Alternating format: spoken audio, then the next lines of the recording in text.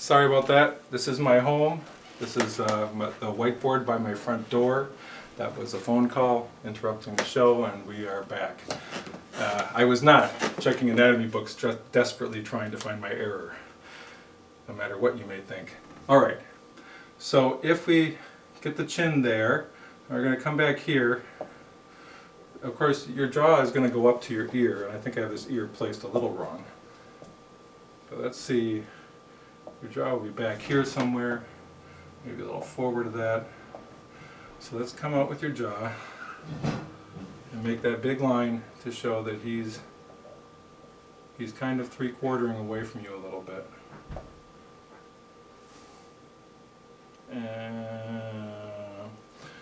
And so the ear would be back here. And here's a complicated shape, but it's just sort of a lazy C, and then it's got another little backwards J on the bottom. Okay, now here's a trick, a good trick, because it's all about tricks and gimmicks for making good little ears. Is this nub right here is very important. So once we identify where that is, then we have to understand that it has two sides. It doesn't just have one side, it also has two sides.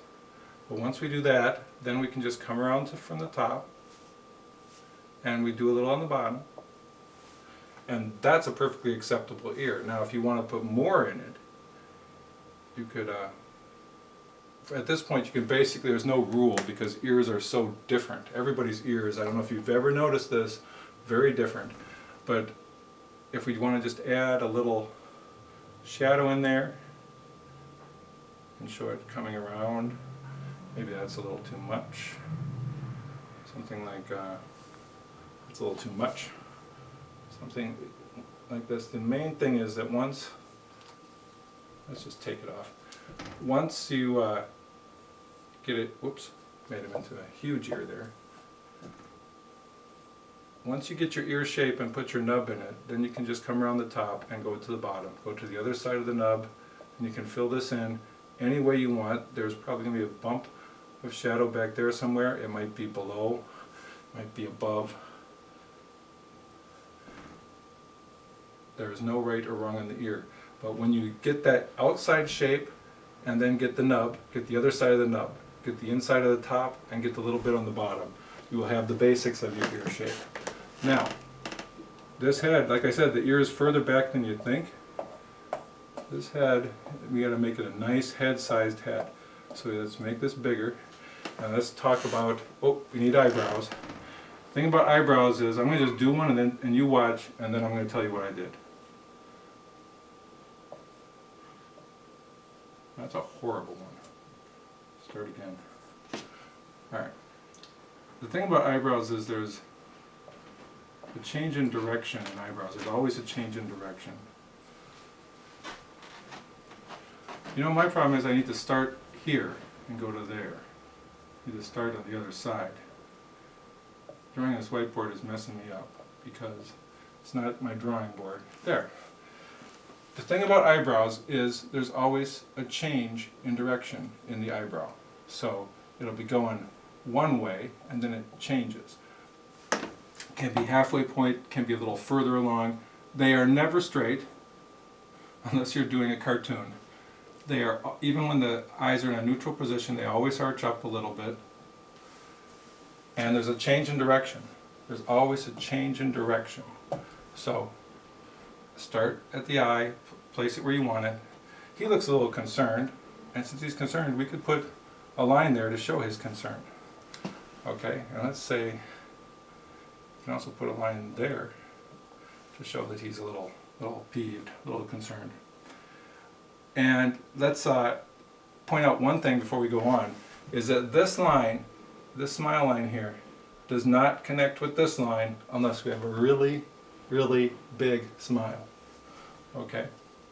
This line actually goes to the outside. It goes out here somewhere on most people, outside of the mouth, when the mouth is in repose, if we can see that line at all. And we may not be able to see it unless a person cracks a smile, especially on a young person. Well, not a long person. So hair, let's get up here and define a hairline. Hairline part of the reason people think faces go higher than they do is because they don't see the part of the head that's above the hairline as being part of the face or part of the head. So let's find a hairline. We'll start up here. Now this part down here, let's give them a little sideburn. There's no rule. Some people have a hairline that goes like that. Some people have a hairline that goes like that. There is no rule on that side hairline. If you're just making up a character, generally good to have it not be too regular. So now when we draw the hair, I hope you're all staying with me, or at least trying to draw something while I'm drawing this. Maybe you want to draw something else. When we draw the hair, the first thing we're going to do is draw the outline of the hair. Now, let's make this guy a greaser and draw the outline of his hair. Okay, a greaser, you might have a little bit of an ear over here. No, that's too high. Anyways, a greaser is going to have a big wave of hair. So let's make him a big wave of hair guy. And we'll put some of this on. Okay. Now, first we define the outside. And I ran out of space. Now, once we've got the outline, we're going to fill it in by going the direction of the hair. And we're going to break this into pieces. We know this hair in front is combed back. So there's our first line. Start breaking it. Start separating it and dividing it. Now as you come across the front, it doesn't keep bending the same way all the way across the front. Unless you're putting something into a perspective, then it keeps going the same way. This guy's got his hair combed back. It's not all combed to the right.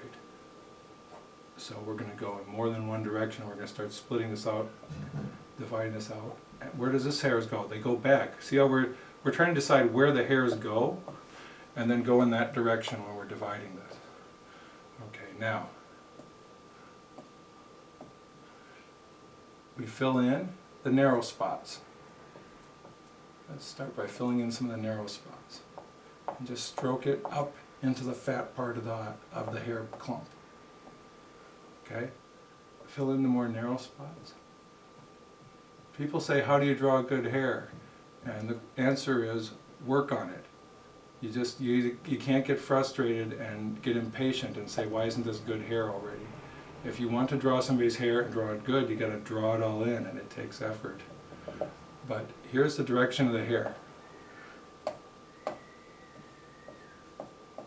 Now we can fill all this in, but as you can see, and I hope you're getting a feel for it, it's better if you don't. It's better to leave some of these areas dead.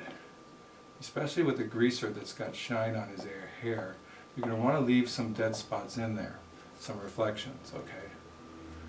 In fact, what we could do is we could fill it all in the direction that we want it to go, and then come along and we could erase out some highlights like that. You know, you can do things like this to make it look more hairy. Always try and be aware that your lines are representing hair, so they have to go in the direction the hair goes. Okay, oh, and that's too much, so we take some of it out, like that. You know, things like that. Okay, and don't forget to put some eyebrows in. Now, if we want this guy to have expression, the eyebrows are going to be very important, because the eyebrows do a lot with our expression. Oops, let me get this eyebrow completely off. In general, neutral eyebrow, surprised or happy, goes up. Angry goes down.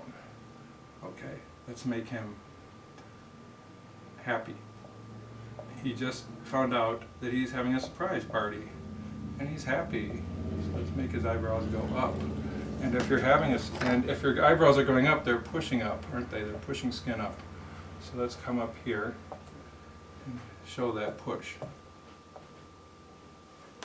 And if he's happy, let's come down here and make a line straight across, bowing slightly up where his mouth is. Why do I do that? Why don't I have him smiling?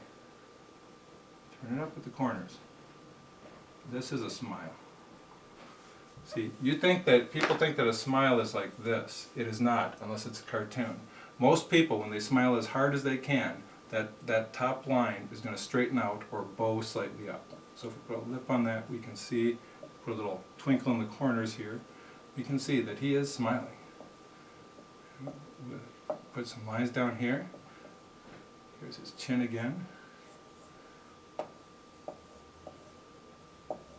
And this fat black line could even be a lip. We could turn that into the upper lip, because sometimes you can black out the upper lip and it looks cool in a black and white drawing.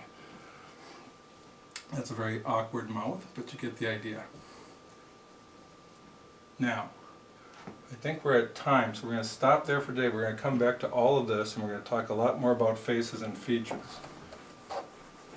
But right now today, we're going to do some other things. Alright, so Miss Director, I'm sorry, I need to introduce my director, Anya Naylor, my daughter. She's the talent behind this show. Madam Director, would you cut?